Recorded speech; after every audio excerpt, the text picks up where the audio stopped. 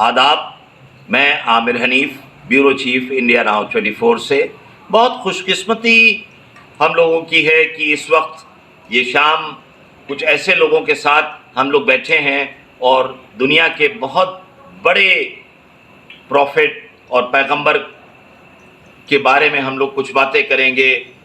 محمد صاحب صلی اللہ علیہ وسلم، یہ ربیع الاول کا مہینہ ہے جس میں ان کی پیدائش ہوئی تھی، اور اس سلسلے میں ہم لوگ انسانیت اور انسانوں کا کیا رویہ ایک دوسرے کے لیے ہونا چاہیے اس موضوع پہ کچھ باتیں ہیں. جو ساتھ میں ہمارے لوگ موجود ہیں وہ ذیشان علی صاحب ہیں جو بہت سینئر جرنلسٹ ہیں، اور شوکت بھارتی صاحب ہیں جو الہ آباد سے تشریف لائے ہیں اور جن کا خود بھی بہت بڑا بیک گراؤنڈ رہا ہے جرنلزم میں اور لوگوں کی مدد اور سوشل ایکٹیویٹی میں.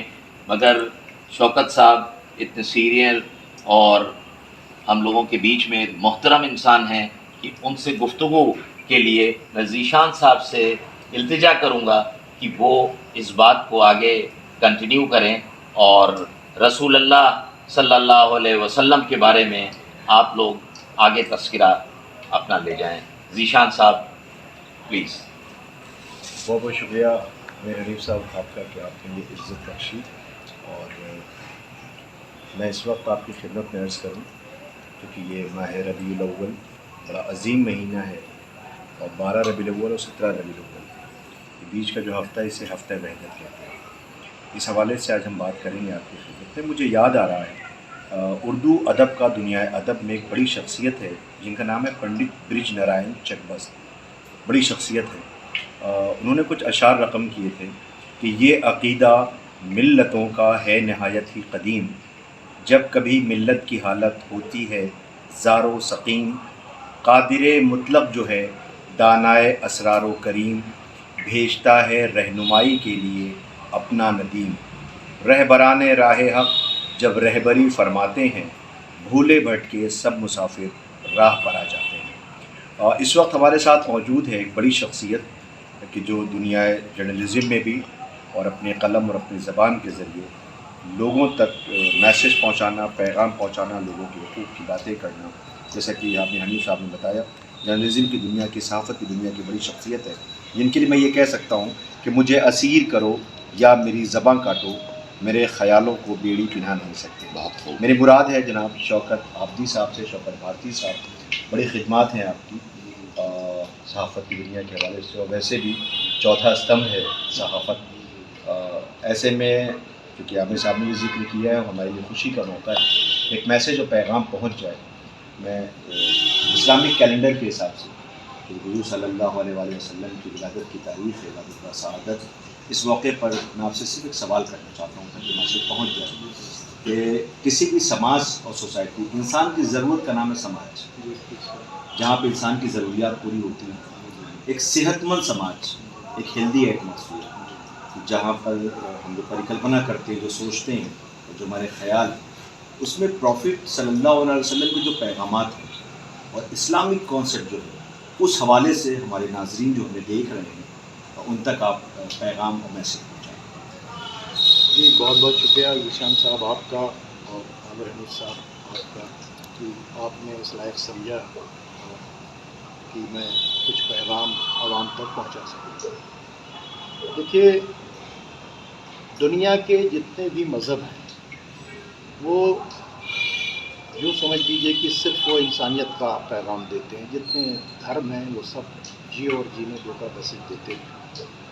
اور مذہب تو ایکچولی صرف ایک جو اللہ کی طرف سے آیا اور حضرت آدم سے شروع ہوا اور باقی تمام انبیاء سے ہوتے ہوئے ختمی مرتبت محمد مصطفیٰ صلی اللہ علیہ وآلہ وسلم کا ختم ہوا. ٹھیک ہے، تو اسی سے کہا گیا کہ آج دین کو مکمل کیا. تو انسان کو اس دنیا میں بھیجنے سے پہلے اللہ تعالیٰ نے اس کی ہدایت کا انتظام کیا تھا، اور یہی وجہ ہے کہ دنیا کے سارے انسان آدم اور حوا کی اولاد ہیں. بھلے سے انہوں نے کسی بھی مذہب کو اختیار کر لیا ہو یا مذہب کو نہ مانتے ہوں، لیکن وہ سب کے سب آدم کی اولاد ہیں اور سب انسان ہیں.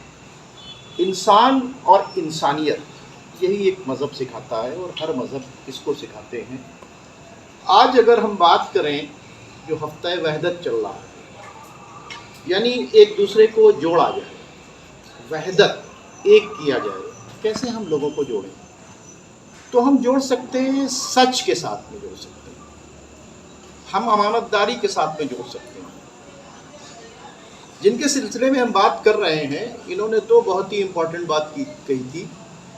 ان کو وہ لوگ جو ان کی جان کے دشمن تھے، انہوں نے ان کو دو ٹائٹل دیے تھے، ایک صادق کا اور ایک امین کا، یعنی سچے انسان کی تلاش کر کے جب ان کے دشمن بھی تھک گئے تو ان کو سچے انسان کی شکل میں اگر کوئی شخصیت دکھائی دی تو محمد مصطفیٰ صلی اللہ علیہ وسلم کی ذات بابرکت ہے۔ اپنے سامان کو سیکیورڈ اور سیف کہیں رکھنا، بھائی ہر ایک آدمی جو اپنی کمائی ہے اس کو کہیں سیف رکھنا چاہتا ہے، تو ان کو سیف رکھنے کی اگر کہیں پر جگہ تھی تو وہ رسول اللہ کے پاس رکھتے تھے۔ آج اگر رسول اللہ کے ماننے والے اس صفت کو اپنا لیں کہ بھائی سچ بولیں گے اور امانت دار رہیں گے، تو آپ یقین مانیے کہ ہر شخص ان کے ساتھ جڑنے میں فخر محسوس کرے گا۔ بھائی ہم سب سے جو سیفسٹ بینک ہوتا ہے اس میں پیسہ جمع کرتے ہیں، اگر ہم کو یہ پتا چلے کہ ہم ان کے پاس جو سامان رکھیں گے ہم کو واپس مل جائے گا، اور یہ امین ہیں، امانت دار ہیں، یہ رسول اللہ کے ماننے والے ہیں، یہ سچ بولیں گے، ہر حال میں سچ بولیں گے، تو اگر مان لیے سچ بولنا ہے تو ایک کوئی کرائم ہوا تو پولیس کو کہیں ڈھونڈنے کی ضرورت نہیں تھی، بھائی وہاں کے اوپر پروفٹ محمد کا ایک ماننے والا رہتا ہے، وہ سچ بولے گا، وہ بتائیے آپ بتائیے کیا ہوگا، وہ بتا دیں گے۔ تو کرائم کو کنٹرول کرنے میں، امانتوں کو سیف رکھنے کے اندر بہت بڑا کنٹریبیوشن ہم سماج کو دے سکتے ہیں۔ رسول اللہ کی ان دو سیرتوں کو اگر اپنے اندر اتار، رہ گئی بات انسان اور انسانیت کی جو بات ہے، قرآن نے کہا جس نے ایک انسان کو بے گناہ قتل کیا اس نے پوری انسانیت کو قتل کیا، اور انسان کی اتنی امپورٹنس ہے کہ رسول اللہ نے کہا کہ ایک انسان سے ایک انسان کے تین رشتے ہیں، یا وہ خاندانی رشتہ ہے، یا اس کا مذہبی رشتہ ہے، یا تیسرا رشتہ یہ ہے کہ اس کا بنانے والا اور میرا بنانے والا ایک ہے۔ تو اگر دو رشتے نہیں ہیں، تمہارے خاندان کا نہیں ہے، تمہارے مذہب کا نہیں ہے، تو اسلام کیا کہتا ہے کہ تمہارا بنانے والا اور اس کا بنانے والا ایک ہے، اس لیے اس رشتے سے اس کا خیال رکھو۔ تو اب بحیثیت مسلمان ہمیں باہر نکل کر اس کی کاسٹ نہیں دیکھنا ہے، اس کا ریلیجن نہیں دیکھنا ہے، وہ خدا کو مانتا ہے یا نہیں مانتا یا کئی مانتا ہے، ہمیں یہ سب نہیں دیکھنا ہے، ہمیں صرف یہ دیکھنا ہے یہ انسان ہے، ہم اس کے ساتھ کیا کر سکتے ہیں۔ ہم اگر وہ کرنے لگیں، اور اسلام نے دو میسج دیے ہیں بڑے امپورٹنس، امر بالمعروف نہی عن المنکر، اچھی باتوں کا حکم دو، برائیوں سے روکو۔ آج آپ بتائیں اسلام کے اس یونیورسل پیغام کو ہر ایک شخص لے لے اور اس کے بعد کہ نہیں صاحب ہم اچھائیوں کو پھیلائیں گے، برائیوں کو روکیں گے، تو اپنے آپ یہ سماج جو ہے یہ بہت خوبصورت سماج بن جائے گا، امن والا سماج بن جائے گا۔ سچ بولیں تو لوگ ہمیں ریسپیکٹ دیں گے، وہ لوگ جو رسول اللہ کو ساحر، جادوگر، جو ان کے اوپر کوڑا پھینکتے تھے وہ بھی ان کو کیا مانتے تھے؟ سچا مانتے تھے، صادق مانتے تھے، امین مانتے تھے۔ اب چونکہ بہت بڑی بات ہو جائے گی، آج لوگ کہتے ہیں میں بہت پریشان ہوں۔ کیوں پریشان ہیں؟ ہم کاروبار نہیں کر سکتے۔ کیوں نہیں کر سکتے؟ ہمارے پاس پیسہ نہیں ہے، بینک فائننس نہیں کر رہا، ہم کام تو بہت اچھا جانتے ہیں لیکن ہمارے پاس اگر پیسہ ہو تو اس کو ہم بڑھا سکتے ہیں۔ خدا کی قسم اگر پتہ چل جائے کہ یہ شخص کام بہتر جانتا ہے اور یہ ایماندار ہے، اس کے پاس انویسٹ کریں گے تو ہمارا انویسٹمنٹ جو ہے ڈوبے گا نہیں، بلکہ ہمارا جو کمٹمنٹ ہوگا یہ اس کو فلفل کرے گا۔ تو لوگ اپنے پیسے لا کے آپ کے پاس دے جائیں گے، آپ کو پیسے اضافی ہو جائیں گے، آپ کہیں گے ہم نہیں لیں گے، چونکہ ہر شخص اپنی کمائی کو کسی سیف ہاتھوں میں دینا چاہتا ہے۔ تو اگر مان لیجیے آپ کوئی کاروبار کرنا چاہتے ہیں اور آپ ایمانداری سے آپ نے طے کر لیا ہے کہ اس کا پروفٹ ہم جو بھی ہمارے ساتھ شیئر کرے گا اس کو ہم وہاں پر پہنچائیں گے۔ تو رسول اللہ کی اس امانت کی صفت کو اور آپ نے سوچا کہ صاحب ہم نے جن لوگوں سے انویسٹمنٹ لیا ہے ہم اس کے امین ہیں، ہم نے اس واسطے لیا ہے کہ ہم اس کو ڈیولپ کر کے اسے واپس دیں گے، تو یقین مانیے پیسے کی آپ کو پرابلم نہیں ہوگی۔ مسلمان اگر امین بن جائے، ٹھیک ہے، رسول اللہ کے چاہنے والے اگر امین بن جائیں، سماج کے اندر اگر امانت کو پروموٹ کر دیا جائے اور سچائی کو پروموٹ کر دیا جائے اور انسانی اقدار کو کس طرح سے ہم آگے ڈیولپ کر سکتے ہیں، انسانی رشتوں کو کس طرح سے ہم یہ سمجھ لیں کہ یہ انسان ہے، یہ بھوکا ہے، ہم نہ دیکھیں کہ یہ ہندو ہے کہ سکھ ہے کہ عیسائی ہے کہ کون ہے، ہم یہ دیکھیں یہ بھوکا ہے۔ جس طرح سے رسول اللہ صلی اللہ علیہ وسلم نے یہ دیکھا کہ بڑھیا تھی کوڑا ڈالتی تھی، جب بیمار ہوئی تو یہ نہیں دیکھا انہوں نے کہ یہ بڑھیا جو ہے یہ وہی ہے جو ہم پہ کوڑا ڈالتی ہے، نہیں، اس کے گھر پہنچے، اس نے پوچھا کیوں آئے ہو؟ آج جب ہم اتنے کمزور ہو گئے ہیں، بیمار ہیں، تب تم میرے پاس آئے ہو؟ تو بڑا اچھا جواب دیا کہ نہیں ہم اس واسطے نہیں آئے، مجھے پتہ چلا کہ تو بیمار ہے، تجھے کوئی ضرورت تو نہیں ہے۔ جیسے ہی اس بڑھیا نے سنا کہ ہم جس پر کوڑا ڈالتے تھے وہ یہ کہہ رہا ہے کہ کوئی ضرورت ہو، تو اٹھ کے بیٹھ گئی۔ اس نے کہا تم کتنے اچھے ہو، تمہارا مذہب کتنا اچھا ہو۔ تو اچھائیاں بانٹیے۔ آج ایک بحیثیت رسول اللہ کے ماننے والوں کے ہم سب کی ذمہ داری ہے کہ ہم ہر انسان کا خیال رکھیں، اچھائیاں بانٹیں، سماج میں سچ اور امانت داری اس کو اگر ہم آگے لے جائیں گے تو ہم سب کچھ کر سکتے ہیں۔ اور قرآن نے بھی کہا ہے کہ اے ایمان والوں تقوی اختیار کرو اور سچوں کے ساتھ ہو جاؤ۔ تو ہمیں کس کے ساتھ ہونا ہے؟ سچ۔ ہمارا بھائی اگر غلط ہے ہمیں اس کے ساتھ نہیں کھڑا ہونا ہے، ہمارا باپ اگر غلط ہے اس کے ساتھ نہیں کھڑا ہونا، ہمارا بیٹا غلط ہے تو نہیں کھڑا ہونا ہے، ہمارے مذہب والا غلط ہے اس کے ساتھ، ہمیں سچوں کے ساتھ کھڑا ہونا ہے۔ تو اگر سچ کے ساتھ ہم کھڑے ہو جائیں گے تو ہم کتنے لوگوں کی مدد کر سکتے ہیں آپ سوچ نہیں سکتے۔ اور اگر سچائی کے ساتھ کھڑا ہو کر ایمانداری کو اپنا لیں تو اس سماج کو ہم آج بہتر سماج بنا سکتے ہیں۔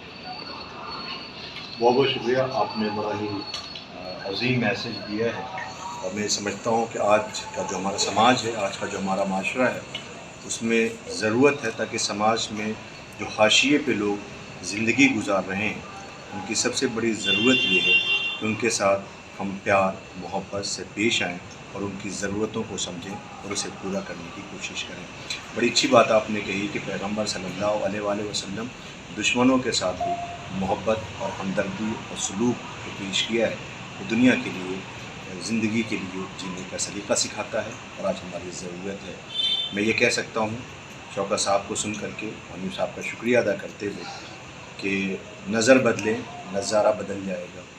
ہم اگر کالے چشمے سے چیزوں کو دیکھیں گے تو ہر چیز کالی دکھائی دے گی، اور ہم جیسے نظر سے دیکھتے ہیں تو چیزیں نظر آتی ہیں۔ ضرورت اس بات کی کہ اس معاشرے میں جہاں وش ہے، زہر ہے، ایسے میں دھرم کا کام جوڑنا ہے، ایک دوسرے کو قریب لانا ہے، ایک دوسرے سے پیار محبت سوہاد کا واتاورن بنانا ہے۔